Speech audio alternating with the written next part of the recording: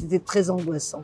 Juste pour te dire que là, c'est chaud. En fait, chaque fois, il y avait des descentes de police. On apprenait après qu'il y avait plusieurs personnes qui s'étaient fait ramasser dans l'hôtel, qui avaient été emmenées à l'aéroport. On était surveillés tout le temps, tout le temps.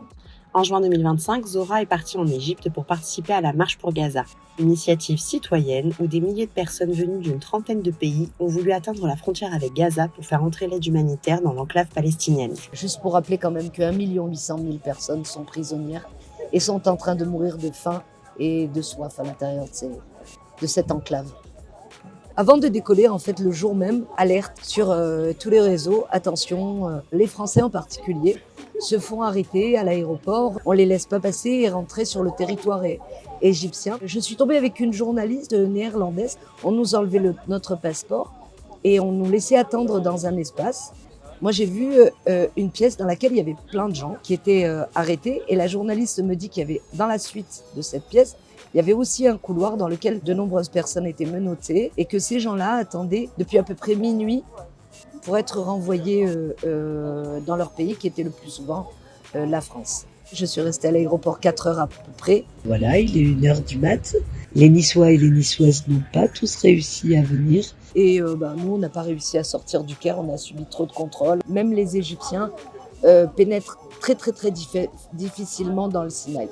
Donc on n'aurait jamais été jusqu'à la frontière de Rafah. Ça, c'était une chose de sûre. On avait rencontré plein de gens qui avaient juste démissionné de leur boulot pour pouvoir faire cette marche parce qu'ils n'avaient pas obtenu leur congé. Que cet élan de solidarité était formidable, totalement altruiste. Il fallait voir vraiment en fait les vagues d'avions remplis de personnes qui étaient renvoyées dans leur pays. Moi, je suis repartie avec les Grecs. Quand on est arrivé à 11h30, minuit à l'aéroport, il y avait une manif, quoi. C'était très beau de voir tous ces gens-là qui étaient là.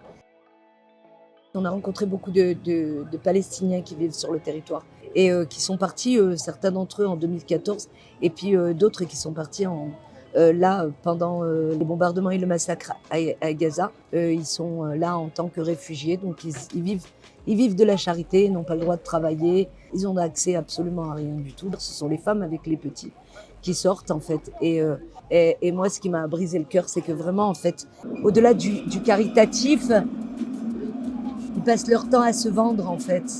C'est-à-dire, en fait, ils sont tout le temps obligés de parler des misères qu'ils ont traversées pour asseoir un peu une certaine crédibilité dans leur misère. Et que les gens, en fait, leur permettent de subvenir aux besoins de leurs enfants. C'était très triste.